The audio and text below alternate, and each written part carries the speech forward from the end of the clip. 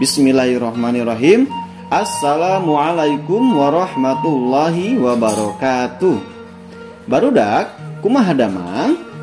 Alhamdulillah ayeuna urang patepang deui dina pangajaran basa Sunda kelas 5 dina tema 2B. Judulna nyaeta ngeunaan kecap sifat. Tapi sateacana urang ngalajengkeun kana pangajaranna, sumangga urang ngadua sasarengan supados kenging keberkahan ti Gusti Nu Maha Suci nyaeta Allah Subhanahu wa taala. Ngadoa di kawitan. Bismillahirrahmanirrahim. Rabbi zidni ilman warzuqni fahman. Urang lajengkeun deui. Naon ari kecap sifat teh? Kecap sifat nyaeta kecap anu diantarana nuduhkeun kaayaan warna, ukuran, jeung rasa. Jadi kecap sifat itu kalau diartikan ke dalam bahasa Indonesia yaitu kata sifat ya. Jadi ketika kita mendengar kata kecap dalam bahasa Sunda berarti artinya adalah kata. Kecap sifat yaitu atau kata sifat yaitu kata yang diantaranya menunjukkan keadaan, warna, ukuran, dan rasa. Prak ditenan kalimah-kalimah dihandap ieu ku hidup. Kalimah nu kahiji aya kalimah cican ramawat kukuna seukeut. Anu kaasup kana kecap sifat teh nyaeta seukeut. Anu warna bodas di garisan ku Pak Asda. Anu kadua bulu si candramawat semu koneng. Anu kaasup kana kecap sifatna nyaeta koneng. Nah, jadi kesimpulanna kecap seukeut jeung kecap koneng teh mangrupa contoh kecap sifat. Nah, anu salajengna dina kecap sifat teh dibagi-bagi. Nyata nu kahiji kecap sifat anu nuduhkeun kaayaan.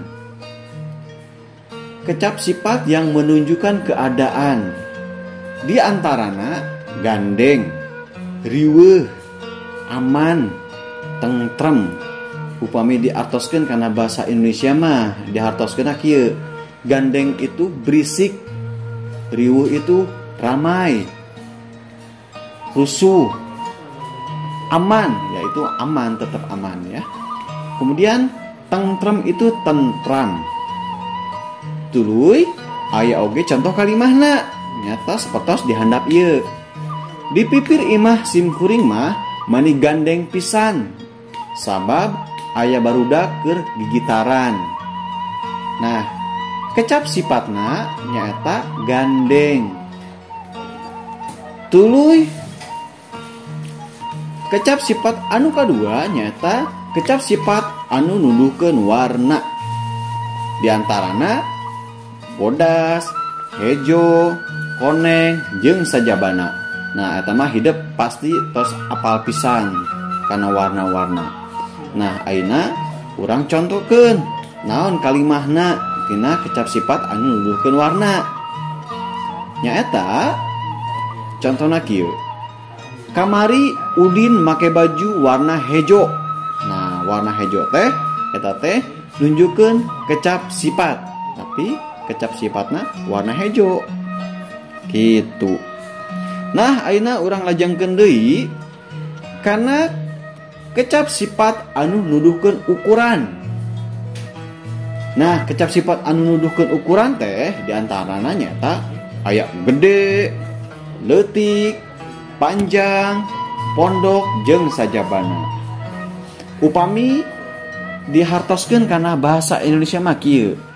Contohna teh gede teh artinya besar, leutik artinya kecil, panjang artinya panjang, terus pondok artinya pendek, jeung sajabana teh dan lain-lain ya. Jangan lupa ya. Jadi masih banyak contoh-contoh kecap sifat atau kata sifat yang lainnya. Nah, ayeuna urang contohkeun kalimahna. Nah, sekarang kita contohkan kalimahnya, yaitu kecap sifat yang berkenaan dengan ukuran. Kuring mah sok resep make baju leungeun panjang.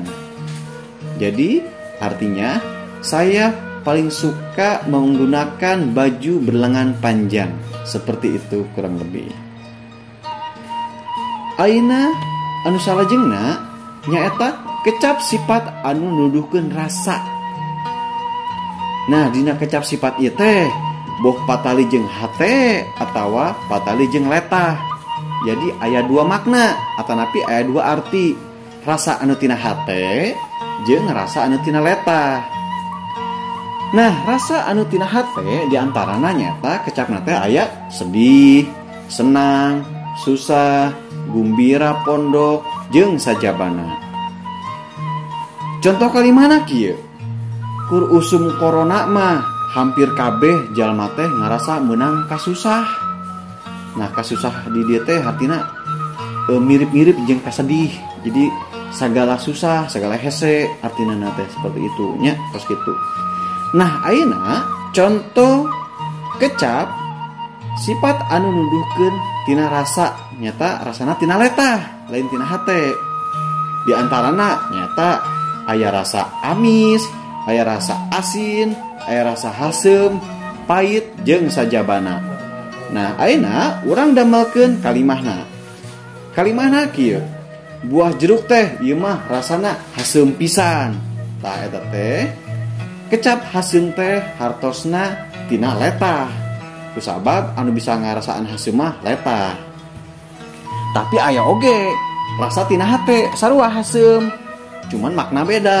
Maknana teh upami hasem tina hate mah jemedud wae tina budi, tina sikap.